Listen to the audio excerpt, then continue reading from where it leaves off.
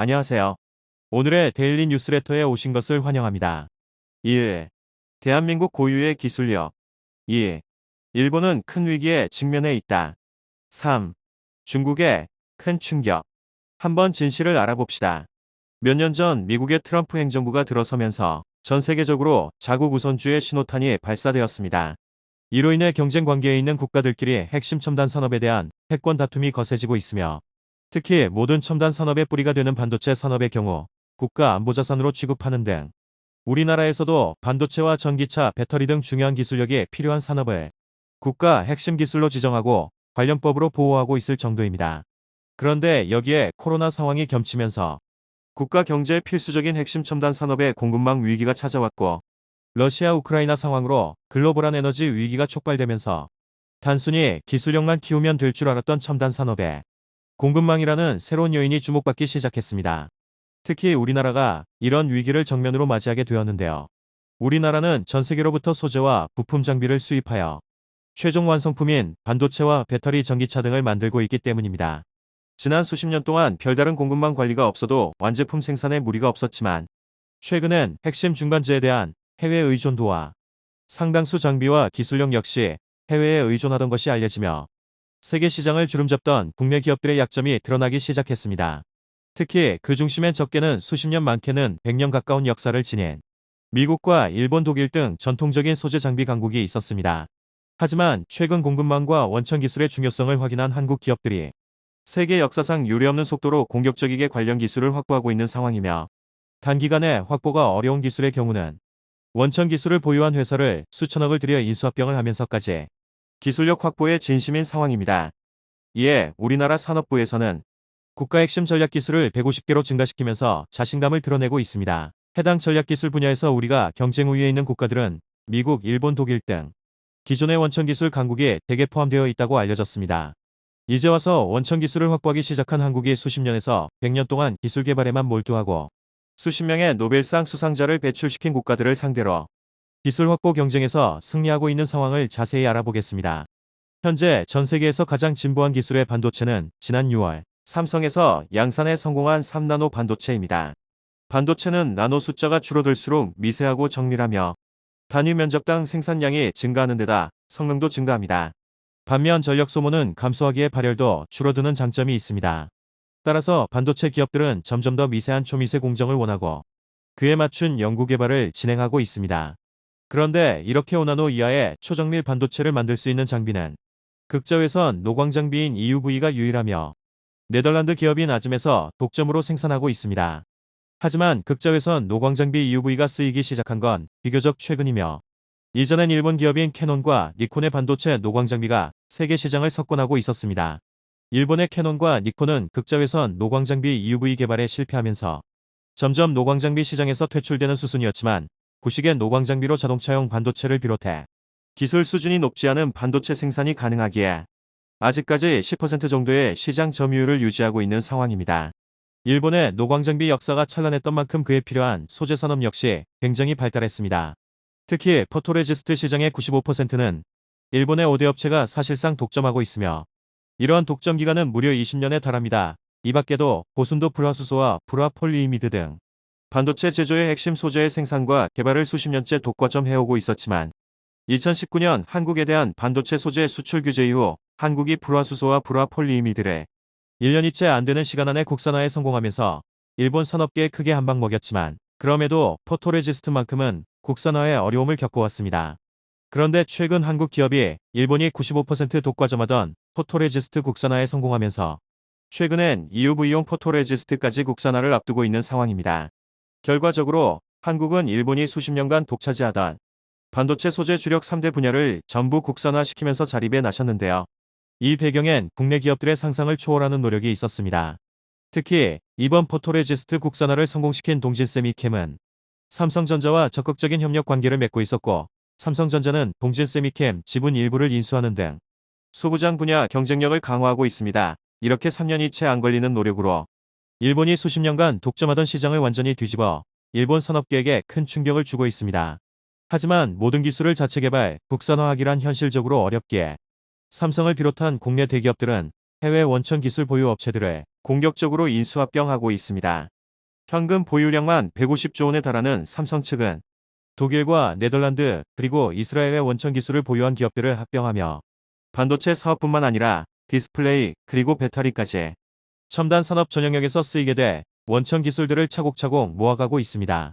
특히 삼성이 인수합병한 이스라엘의 광학 장비 기업인 코어포토닉스의 원천 기술로 시가총액 세계 1위인 공룡기업 애플에게 카메라 관련한 특허 분쟁에서 승소했습니다. 이어서 삼성전자의 갤럭시 스마트폰과 TV용 패널에 탑재되는 올레드 디스플레이에서 핵심 기술을 보유한 독일 기업 노볼드를 인수해 전자기기와 자동차 부품 등 삼성의 계열사 모든 사업 분야에 적용되는 올레드 기술력을 얻었습니다. 이 밖에도 차량용 반도체 기업인 NXP와 인피니온 그리고 ST마이크로 일렉트로닉스는 각각 네덜란드와 독일 스위스에 위치해 있으며 삼성전자의 유력 인수합병 마대상 후보입니다.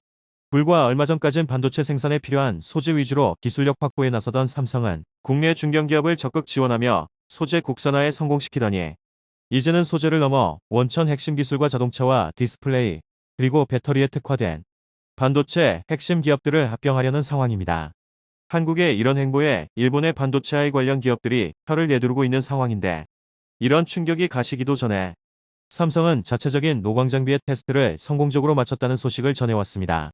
네덜란드 아즈미 90%, 일본의 캐논이 10%를 차지하고 있는 노광 장비 시장에서도 드디어 삼성이 움직이고 있다는 것입니다. 삼성이 이번에 테스트한 장비는 불화아르곤 이머전용 장비로서 업계 관계자들은 이번 테스트를 통과하기 위해 상당히 오랜 기간 동안 침착하게 준비해 온 것으로 보인다며 2023년 중으로 자체적인 노광 장비를 이용한 반도체 양산이 이루어질 것이라 내다봤습니다.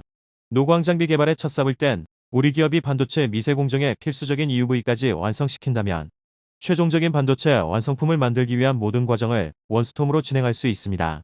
지금은 반도체 생산 장비는 네덜란드에서 오고 최근에서야 상당 부분 국산화에 성공했지만 얼마 전까지 소재는 일본에서 공급받아 최종적인 결과물만 한국에서 생산해왔는데 반도체에 필요한 원스톱 수직 계열화를 완성시킨다면 반도체 장비와 소재 그리고 최종 완성품까지 모든 것을 국내 기술로 해결할 수 있게 됩니다. 사실 이런 식의 사업 영역 확장은 삼성처럼 최종 단계에 위치한 기업들만이 가능합니다. 삼성은 가장 난이도가 어려운 반도체 완성품을 생산하며 장비업체와 소재업체의 고객으로 있기에 마음만 먹으면 이 두 가지를 만들어내는 것은 시간이 좀 걸리더라도 충분히 가능한 일입니다. 하지만 소재업체와 장비업체가 최종 완성 반도체를 만든다는 것은 사실상 불가능에 가까운 일입니다. 이렇게 한국이 단기간에 기술을 완성시키는 모습을 보이자 일본에서는 크게 당황하고 있습니다. 자신들이 수십 년간 갈고 닦은 기술력을 적게는 수개월에서 길게는 3년 안에 완성시키고 국산화에 성공했는데 이제는 수출 규제는 우습다는 듯이 장비를 새로 딱 맞춰 개발해내고 글로벌 인수합병에 나서면서 완전히 노는 물이 달라졌다는 것입니다. 이렇게 되면 일본 기업으로서는 더욱 큰 위기 상황에 직면한 것과 다름없습니다. 애초에 삼성처럼 공룡기업에 소재를 납품하면서 막대한 매출을 올릴 수 있는 기회가 있었지만 수출 규제와 공급망 위기를 겪은 한국에서 직접 소재와 장비 생산에 뛰어들겠다는 선언은 그동안 일본의 수십 년 된 밥그릇을 한국이 기술력으로 가져가겠다는 뜻이기도 합니다. 게다가 삼성이 공격적으로 다른 회사를 사들이면서 해당 회사에서 일본이 독과점하던 소재나 부품 사용의 비중을 줄이는 것도 예정된 수순입니다. 가뜩이나 국산화에 많은 투자를 해왔는데 기껏 개발한 국산 소재를 안 쓰고 언제 공급이 끊길지 모르는 일본의 소재를 쓸 이유가 없다는 것입니다. 그런데 한국의 이런 기술 중심 행보에 미국도 크게 놀라면서 한국에 투자를 결정했습니다. 최근 국내 기업에서 포토레지스트를 국산화에 성공하자마자 세계 시장 점유율 20% 수준이던 미국 기업 듀폰이 포토레지스트를 국산화한 한국 기업과의 경쟁을 의식한 것인지 한국의 EUV용 포토레지스트 공장을 짓고 있으며 여기에 투자된 금액만 3천만 달러에 달합니다. 한국이 세계에서 가장 많은 포토레지스트를 소비하는 국가이기 때문에 최대 고객을 놓칠 수 없는 듀폰에 한국 투자는 합리적인 결정처럼 보입니다. 그런데 여기서부터 예상되는 긍정적인 효과도 있습니다. 현재까지 EUV용 포토레지스트는 일본 기업들이 독과점하고 있는데 여기에 한국과 미국이 가세하면서 일본의 철밥통으로 여겨지던 소재 산업이 큰 위기를 맞이한다는 것입니다. 여기서 알 수 있는 점은 그동안 수십 명의 노벨상 수상자와 100년에 가까운 회사의 경력을 가지고 반도체 소재 장비 기술력을 강조해왔지만 한국이 소재 장비와 원천 기술 시장에 발을 담그자마자 상황이 급변하고 있다는 것입니다.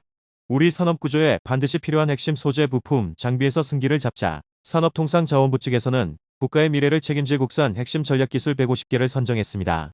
해당 기술 중 미국 산업을 상대할 기술은 15개, 일본 산업을 상대할 기술은 22개, 중국과 독일을 상대할 기술은 각각 10개와 5개로서 대부분이 반도체와 관련된 기술입니다.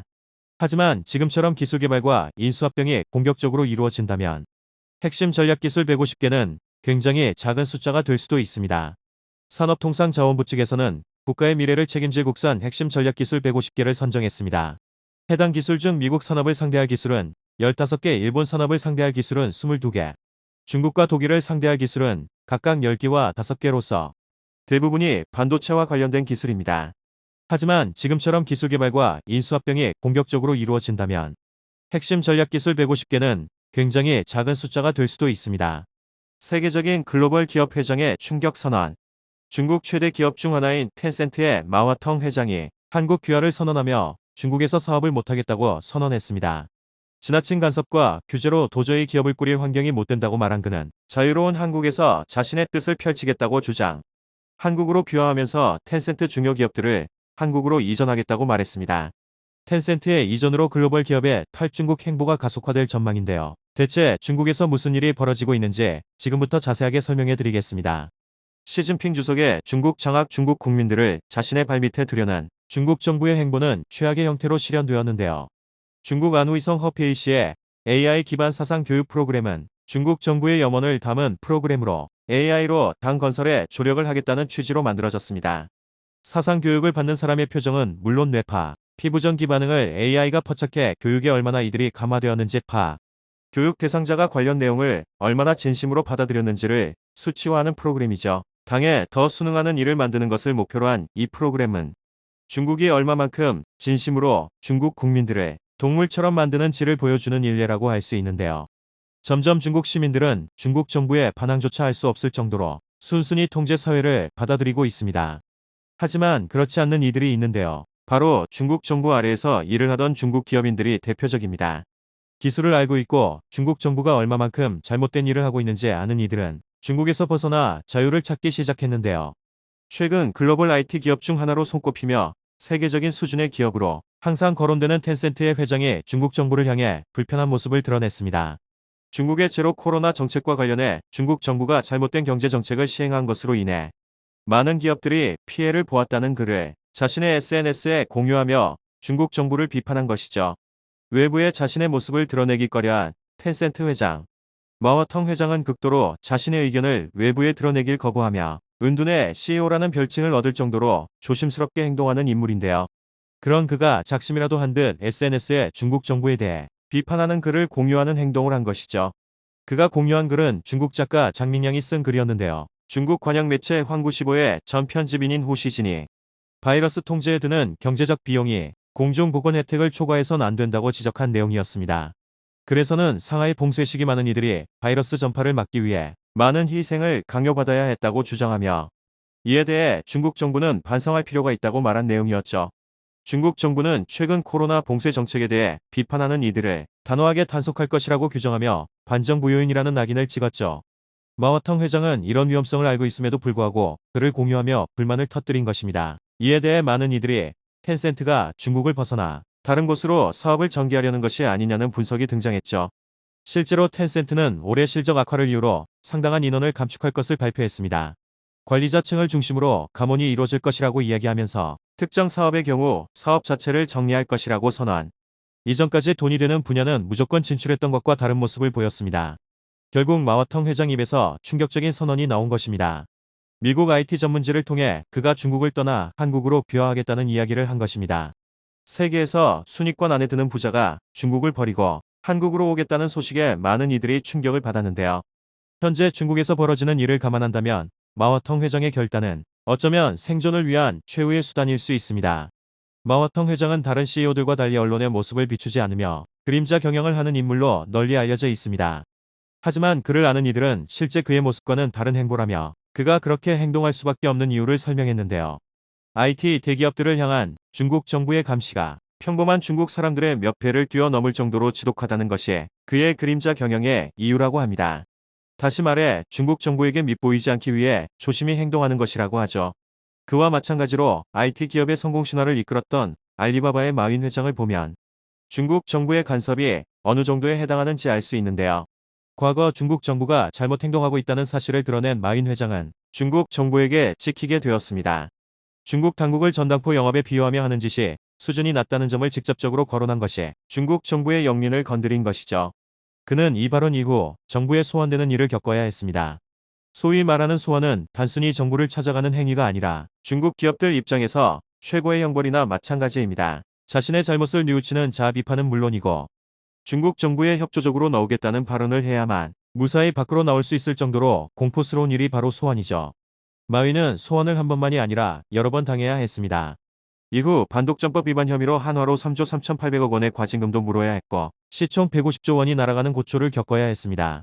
알리바바는 이후 중국 정부를 비판하기보다 납작 엎드렸습니다. 2025년까지 1,000억 위안을 들여 기술 혁신은 물론이고 경제 발전과 약자 보호 등 중국 정부가 주장하는 공동부유 발전 기금에 돈을 기부하는 행보를 택했죠. 그럼에도 불구하고 중국 정부의 단단히 미운 털이 박힌 탓에 알리바바는 계속해서 중국 정부의 소환과 과징금의 대상이 되어야 했고 어떤 사업을 벌일 때도 중국 정부의 간섭이 끊이질 않았습니다. 결국 이 일 이후 마윈 회장은 사실상 은퇴에 가까운 행보를 보이며 스페인의 별장에서 머무는 뒷방 늙은이 신세로 전락했죠. 이 같은 일을 마워텅 회장은 모두 지켜봤습니다. 자신도 같은 처지라고 생각한 그는 언제든지 텐센트는 다른 기업으로 대체될 수 있다고 말하며 중국 정부를 극도로 두려워했습니다. 그는 중국인이었지만 누구보다 중국에 공포를 느껴야 했죠. 반대로 그가 원했던 국가는 바로 대한민국이었습니다. 그가 한 사업의 상당 부분은 한국을 베끼면서 성장했을 정도로 한국에 대해 관심이 많았던 인물이기에 자유로운 한국에서 사업을 하는 것이 마음이 편하다고 할 정도로 그는 한국에 대해 우호적인 태도를 보였습니다. 그렇기에 그는 주저없이 한국으로 귀화를 결정, 중국 탈출에 나선 것입니다. 이를 알 수 있는 사실로 텐센트는 한국게임산업협회에 가입 가능성을 타진하며 회원사 가입 절차에 대해 문의한 점인데요. 보통 중국 기업이 타국협회에 가입하는 경우는 이례적이라는 점에서 텐센트의 행보는 마 회장의 귀화를 염두한 행보였던 것입니다. 이 소식이 퍼지면서 굴지의 IT 대기업 텐센트가 한국으로 본사를 이전하면서 기업들의 탈중국 행렬이 이어지는 것 아니냐는 분석이 나왔는데요. 이미 텐센트 말고도 다른 기업들이 중국을 벗어나려는 움직임을 보였습니다. 세계 최대 스포츠 브랜드 나이키는 중국에서 서비스를 중단하겠다고 밝히며 중국에서 사업을 계속하는 것이 불가능에 가깝다고 선언. 이후 중국 법인까지 정리하겠다고 말하며 탈중국 선언을 했습니다. 뒤이어 마이크로소프트와 아마존도 탈중국을 외치며 중국의 지나친 규제에 사업을 존속하기가 어렵다고 선언했는데요. 아마존의 경우 전자책 사업을 중국에서 정리하겠다고 말하며 사업의 어려움을 호소했습니다. 마이크로소프트는 링크드인 SNS 서비스를 종료하면서 중국 내에서 서방 세계와 유일하게 연결될 수 있는 SNS가 사라졌다고 말하며 중국의 폐쇄적인 환경을 고발했죠. 테슬라는 친중 행보를 보이며 중국의 무리한 요구에도 맞추는 등 최대한 중국 당국의 비율을 맞추려고 했으나 최근 중국 고위 관료 회의에서 스파이 혐의를 받으며 테슬라는 순식간에 경계의 대상으로 전락했습니다. 상하이에 대규모 생산 라인을 건설하고 중국을 중심으로 아시아 동남아시아 수출 기지를 세우면서 공격적인 마케팅을 전개하려던 테슬라의 악재가 닥친 것이죠. 일론 머스크는 중국에 항의하면서 사태 수습에 나섰지만 결국 중국 당국의 강경한 대응에 공장 가동 중지를 선언했습니다. 한국 기업들도 사정은 마찬가지였죠. 롯데그룹도 중국에 공장을 지으며 공격적으로 투자했던 것을 후에 중국 사업체를 정리하는 모습을 보였습니다. 리아오닝 성선양의 테마파크 사업을 야심차게 추진했던 롯데는 약 16억 달러에 해당하는 사업을 매각하기로 결정했습니다. 아모레 퍼시픽 역시 중국에서 엄청난 수익을 거두며 한국 대표 화장품이라는 평가와 함께 중국에서 잘 나갔던 화장품 회사였지만 최근 중국의 지나친 규제로 인해 수익성이 떨어지면서 중국 내 1천여 개 이상의 화장품 매장을 폐쇄하는 결정을 내렸죠. 텐센트만이 아니라 중국인이 세운 중국 회사들 역시 중국을 떠나는 모습을 보였는데요. 중국에서 가장 잘 나가는 IT 게임 회사인 XD네트워크 CEO 황희멍은 중국에서 도저히 사업이 불가능하다고 판단.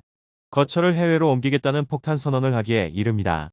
황희멍 대표는 SNS를 통해 가족과 일을 중요하게 생각하는 나로선 중국 밖에서 살고 싶다고 선언하는 모습을 보였는데요. 해외 사업이 더 큰 비중을 차지할 것이며 중국 비중을 줄이겠다고 밝혔습니다. 직접적으로 드러내진 않았으나 중국 정부의 간섭이 해외 이전에 큰 요소라는 사실을 어림짐작할 수 있죠.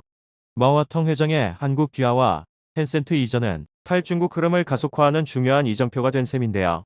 다른 기업들도 중국 정부의 눈치를 보던 와중 텐센트의 과감한 결정에 따라 이전 행보가 이어질 전망입니다. 텐센트의 이전으로 한국 GDP가 상승할 수 있다는 설이 나온 만큼 이번 결정에 중국 정부는 화들짝 놀라며 마오텅 회장에 대해 소환이 이루어질 것이라는 전망이 지배적인데요. 마오텅 회장의 결단에 박수를 보내며 중국 정부를 떠나는 기업들이 무사히 중국의 소나기에서 벗어나길 바라며 한국으로 넘어와 사업을 이어 나가길 기원해 보겠습니다. 영상이 도움이 되셨다면 구독과 좋아요 부탁드리며 오늘도 감사합니다. 최고로 멋진 하루 보내시길 바랄게요.